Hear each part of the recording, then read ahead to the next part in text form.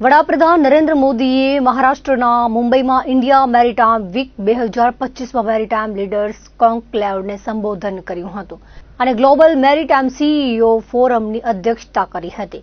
આ પ્રસંગે સંબોધનમાં વડાપ્રધાને ગુજરાતના કંડલા પોર્ટની પ્રશંસા કરી તેને દેશનું ગૌરવ ગણાવ્યું હતું। તેમણે કહ્યું હતું કે પ્રથમ વખત કોઈ ભારતીય બંદરે મેગાવોટ સ્કેલ સ્વદેશી ગ્રીન હાઇડ્રોજન સુવિધા સ્થાપિત કરી છે અને આ સીમાચિહ્ન કંડલા પોર્ટ દ્વારા હાંસલ કરાયું છે। ઉલ્લેખનીય છે કે કચ્છની મુલાકાત દરમિયાન 10 મેગાવોટ પ્લાન્ટનો શિલાન્યાસ કરાયો હતો, જેમાંથી 1 મેગાવોટ પ્લાન્ટ સ્થપાયો છે। ત્યારબાદ ટૂંકા ગાળામાં કંડલા પોર્ટ દેશના પ્રથમ મેક ઇન ઇન્ડિયા આધારિત અને 1 મેગાવોટના ગ્રીન હાઇડ્રોજન પ્લાન્ટને સફળતાપૂર્વક સ્થાપિત કરીને ભારતના બંદર ક્ષેત્રમાં એક નવા યુગની શરૂઆત કરી હતી।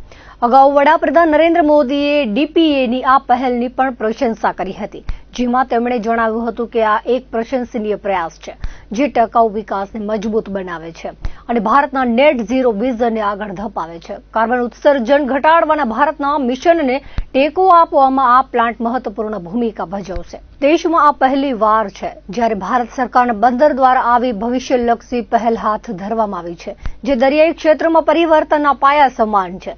આ આત્મનિર્ભર ભારતનું જીવંત ઉદાહરણ છે, જેમાં ગુજરાત ફરી એકવાર રાષ્ટ્રની વિકાસ યાત્રામાં અગ્રણી ભૂમિકા ભજવી રહ્યું છે। દીનદયાળ ઓથોરિટી કંડલાની આ ઉપલબ્ધિએ માત્ર ગુજરાત માટે નહીં પરંતુ સમગ્ર દેશનું ગૌરવ વધાર્યું છે।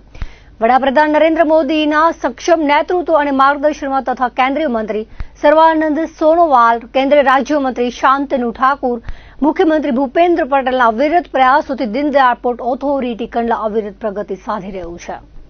पहली बार किसी इंडियन पोर्ट ने megawatt scale indigenous green hydrogen facility शुरू की है